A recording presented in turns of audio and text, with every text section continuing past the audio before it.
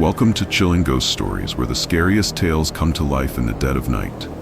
Tonight, we venture into the eerie legends of Thailand, a land haunted by vengeful spirits, black magic, and chilling apparitions. Turn off the lights, put on your headphones, and prepare to face your deepest fears. Let's begin. Chapter 3: The Vengeful Ghost. Heavy breathing was mixed with the chirping of insects in the dark forest. The man seemed exhausted, his steps staggering, yet he pressed forward. His face was pale, drenched in sweat. The torch in his hand, damp with night dew, flickered weakly, much like his fading life force. He could only keep running, and despite falling countless times, he would force himself up to run again. Behind him, a lullaby echoed from somewhere, sometimes near, sometimes far, as if toying with the fear coursing through this man's veins.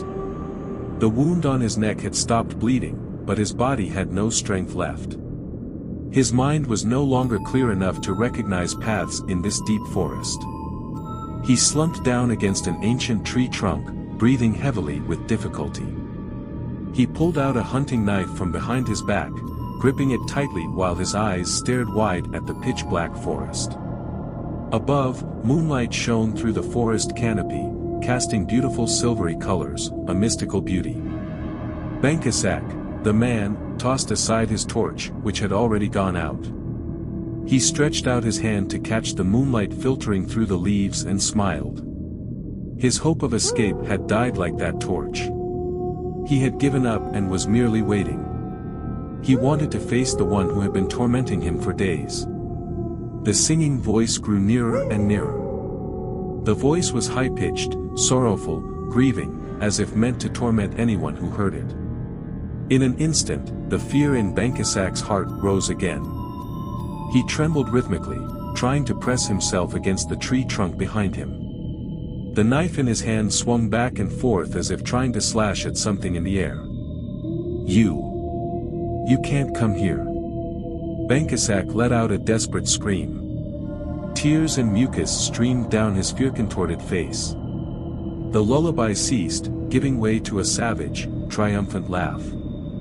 It seemed that the hunter took pleasure in tormenting his prey before the kill. The laughter echoed throughout the forest, leaving Banchasak unable to determine its direction, only able to scan all around him. Suddenly, the laughter ceased. The entire forest fell silent. A frightening silence. Banchasak wanted to scream once more, but he had no strength left. He pressed himself tightly against the rough tree trunk as his final anchor. Suddenly, something black dropped down from the canopy above Banchasak. He sensed the movement and looked up. It was a human head with a face split in a grin.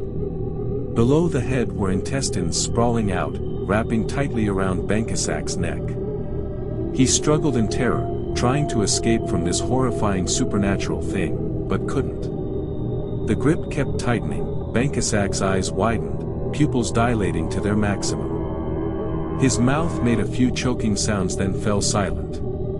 His body went limp, collapsing to the ground. In a cave on the mountainside, children's chirping sounds like baby birds welcoming their mother bringing prey home.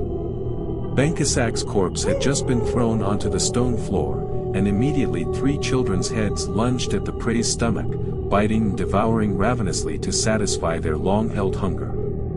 The mother's head returned to the body lying in a corner of the cave. The internal organs went in first, followed by the head, practiced as if it had done this countless times before.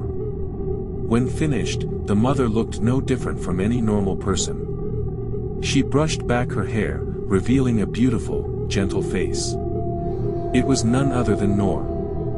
She went to the stream, using her hands to scoop up water and wash away the dirt, sand, and blood from her face. Then, she immersed her whole body in the cold water, cleansing away the earthly dust. She remained as young, beautiful, and alluring as ever. The silvery moonlight sparkled on the water's surface, seeming to adorn this woman with more radiance. By the time Noor returned to the cave, Banchasak's corpse was riddled with bite marks, the blood congealed into dark patches. Her 3 children, now satisfied, huddled together in sleep. She sat beside them, stroking their hair matted with blood, mud, and even feces. Looking at her children who had endured such suffering, she whispered, "Good children. The time is coming soon. Soon you'll need complete bodies to become human. You won't have to endure hunger anymore, won't have to eat human waste anymore. Mother loves you." With those words, she again raised her high-pitched lullaby in the moonlit forest. The next day, Noor returned just as the sun was setting, much earlier than usual. Her children were excited because they smelled food. They called out in strange sounds but dared not go outside for fear of sunlight. Noor dragged a large bag deep into the cave. The heads of her 3 children slithered behind her, curious to see what their mother had brought. Noor opened the bag. Inside were 3 children lying motionless, unknown if alive or dead. Seeing food, the heads trembled with hunger but were shooed away by Noor as she said, "This isn't ordinary food. I will give you bodies, so you can leave this cave."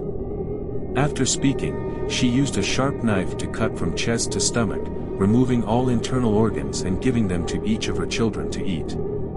The heads were also cut off and set aside. She did the same with the remaining 2 children. The 3 pitiful heads were taken by her to the back of the cave and buried in the ground. Rest in peace. Don't blame me. Noor returned to the cave, where her 3 children had finished eating the organs. Only then did she say, "Come here, children, mother will show you how to use these bodies." Speaking thus, she placed the 3 heads one by one into each body, organs first, then the head attached after. Then, she guided them in using the small blood vessels to control the limbs, and the knife cuts from earlier gradually closed. Watching her 3 children's bodies becoming perfect, Noor smiled, "Very good. Gradually, you'll get used to it. When that time comes, we can leave this forest." The 3 heads had now begun to babble happy sounds and laughter like children with new toys. Anyone seeing this image would think they were a happy family, if they didn't know the truth behind it. Another moon phase passed, and by now Noor's children had grown accustomed to their new bodies. They functioned like normal children, freely walking about in the harsh noon sun without need for caution. Because of this, their food gradually changed to the internal organs of forest animals they hunted. But the craving for human organs still boiled within these demon children. Given the opportunity, they would certainly strike. Night fell, the dim moonlight barely illuminating the path ahead. But that young woman walked on, crying with her face in her hands. She paid no attention to her surroundings. Perhaps the only thing she could think of now was the pain tearing at her heart. She collapsed against a leaning tree trunk, sobbing. Tears streamed down her beautiful face. "Young lady, why do you sit here crying?" The girl was startled by the question and looked up to see a woman she had met in the market before. Now feeling at ease, she said, "I have been betrayed by my love. I am so sad, my lady." "Beautiful young lady, you shouldn't be sad because of men. They change like the phases of the moon. The moon is only beautiful when full, then quickly fades." The girl was dazed by the woman's words, and they both looked up at the half-moon in the sky. The moon has waned by half. Could it be that he only has half his feelings for me left? Noor had intended to take the young woman as prey, but seeing a reflection of her former self, she felt a pang of pity and let her go. Kim. Kim, my lady. Where are you? Answer me. The call rang out, breaking the forest's silence.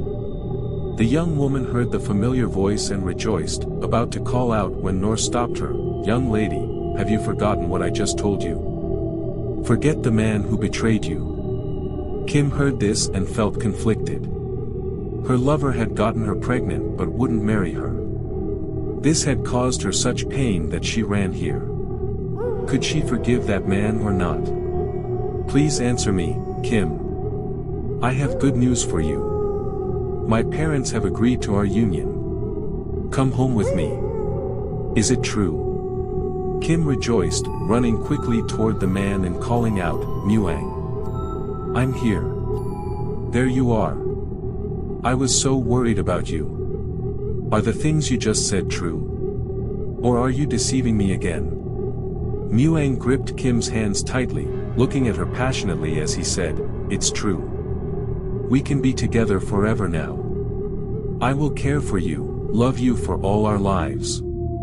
Kim was happy and embraced Muang. Suddenly, laughter rang out from somewhere around them. The bitter, hateful laughter made the couple tremble with fear. Who's there? Still only laughter rang out endlessly. Muang quickly grabbed Kim's hand and said as they ran, Quick, let's get out of here. After running just a few steps, Kim tripped on a tree branch and fell to the ground. Muang turned back, about to help Kim up when he suddenly froze. Before Muang's eyes was not just Kim, but also a head with a pale face and protruding tongue. Its red eyes stared at Muang. Below, the head's intestines had wrapped tightly around Kim, preventing her from moving. Muang fearfully stepped back. Kim's eyes filled with tears as she looked at Muang and whispered, Save me. Please save me. Kim's plea pierced Muang's heart. He wanted very much to run and rescue the woman he loved, who was soon to be his wife. But faced with that bizarre head, he dared not. He shook his head, stammering incoherently, and finally turned and ran away. Muang. Save me, my Muang. Muang ran blindly, tears streaming down his cheeks. He heard Kim's desperate calls, but he didn't want to die. Ha ha. You see. Young lady. Men are like that. Remember this. Kim's ears rang with what the head had just said. Her heart constricted. Her eyes gradually dimmed after the strong squeeze of the slimy intestines around her neck. Muang had barely run a few steps before a burst of cackling laughter ahead froze him in place. 3 blood-red eyes surrounded him. Muang collapsed to the ground, paralyzed by terror. The head slowly floated closer, laughing with delight. No. Muang's agonized scream rang out in the forest, but no one heard it.